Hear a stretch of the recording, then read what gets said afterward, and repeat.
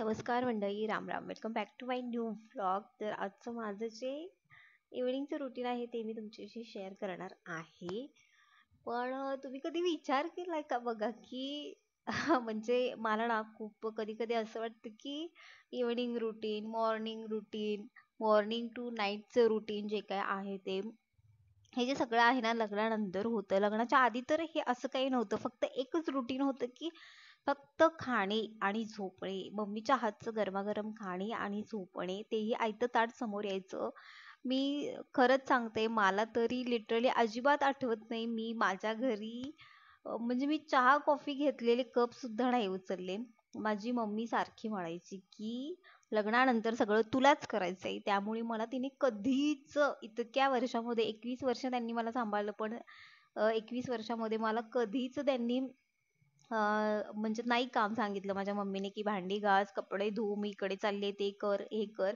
अजिबात नाही. शाळेला माझी स्टडी वगैरे असायची, तर डब्बा वगैरे सगळं काही तयार असायचं. अगदी अंघोळीचं पाणी सुद्धा ती ओतून ठेवायची, कपडे काढून ठेवायची. मी फक्त उठायची, ब्रश करायची. ब्रशवरती अगदी कोलगेट सुद्धा ती मला द्यायची. म्हणजे इतकं आपल्या ज्या आया असतात ना करतात, पण लग्नानंतर तसं नसतं.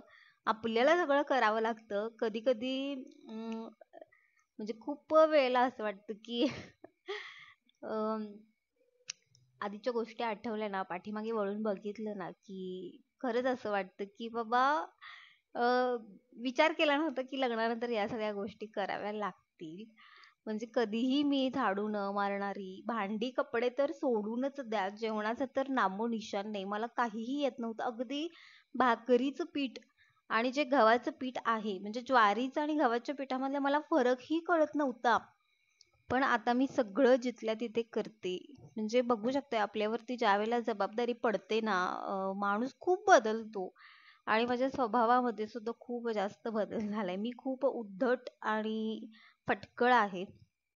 आणि याच कारणामुळे माझ्या लाईफमध्ये खूप कमी माणसं आहेत. स्पष्ट वक्तव्यपणा सगळ्यांनाच नाही आवडत.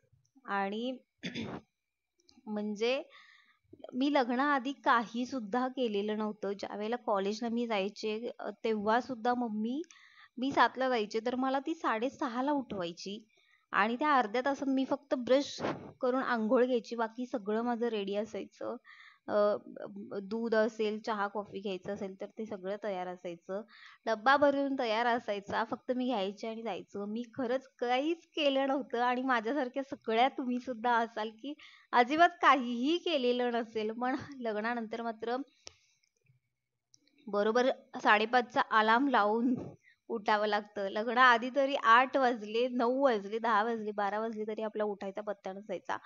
संडेचा दिवस तरी मी पूर्ण लोळून काढायचे. पण आता अलार्म वरती सगळं माझं चाललेलं आहे, की बाबा हां ठीक आहे. सकाळचे 5:30-6 वाजलेले आहेत. पटकन उठून निलिशचा डब्बा करायचा आहे.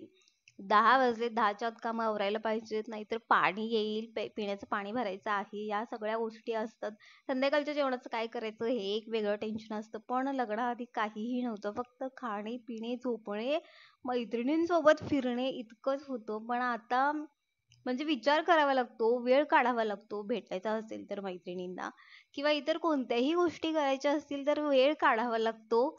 एक दिवस ठरवावा लागतो, की बाबा या दिवशी काहीही करायचं नाही आणि आपण भेटायला जायचं आहे, किंवा आपलं जे काही काम आहे ते करायचं आहे. तासनतास पार्लरमध्ये मी वेळ घालवणारी आता मी अगदी सणवार आला तरी आयब्रो नाही करत. म्हणजे इतकी बदललेली आहे.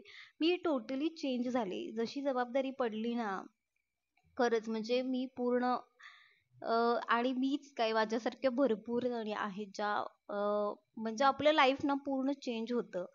आणि ते म्हणतात ना, गळ्यामध्ये मंगळसूत्र पडलं ना, तर आपण एका पर्टिक्युलर बंधनामध्ये अडकतो, की बाबा नवरा कितीही चांगला असू दे, सासरची मंडळी कितीही चांगली असू देत, पण काही गोष्टींसाठी ना ठरलेलं असते, की परमिशन घेतलीच पाहिजे. पण लग्नाआधी तसं नव्हतं. म्हणजे मला आठवतंय आम्ही 31st सेलिब्रेशन केलं होतं 2000 अ, माझ्या मते 11-12ला. हो, 2011-12ला 31 डिसेंबरचं सेलिब्रेशन केलं होतं. म्हणजे 12-1 वाजेपर्यंत आम्ही बाहेर होतो सगळ्या मैत्रिणी. आणि तेव्हा म्हणजे माझ्या घरच्यांनी कधी असं विचारलंही नाही, कुठे जातेस, कोणासोबत जातेस, का जातेस वगैरे. पण आता साधं न्यू इयरचं काय म्हणतात त्याला, विश जरी करायचं असेल ना तरी म्हणजे विचारावं लागतं, की बाबा हा ठीक आहे, हा माझा मित्र आहे किंवा मैत्रीण आहे, मी करू का म्हणून. म्हणजे इतकं असं हे झालंय ना. म्हणजे मला काय बोलायचं आहे, आय होप की तुम्हाला समजलं असेल. म्हणजे मी तरी पूर्ण चेंज झाले माझ्या वागण्या बोलण्यामध्ये, सगळ्यामध्ये चेंजेस आलेत. आणि हे फक्त जबाबदारी पडल्यामुळे. जबाबदारी पडली ना, भले भले सुधारतात. भले भल्यांची म्हणजे वेळ जी आहे ना, ती भल्या भल्यांची जागा दाखवून देते. मी खूप म्हणजे माझ्या स्वभावामध्ये ना खूप बदल झालाय, मी खूप शांत आले. आणि आधी खूप म्हणजे अशी उद्धट, आगाऊ, उर्मट वगैरे बोलणारे आणि फटकल तर मी आहेच अजूनही. पण काही गोष्टींमध्ये विचार करून बोलते, आधी तर विचार करत नव्हते. तर असं होतं. तर माझ्यासारखं तुमचं सुद्धा लाईफ चेंज झालेलं आहे का, मला नक्की सांगा.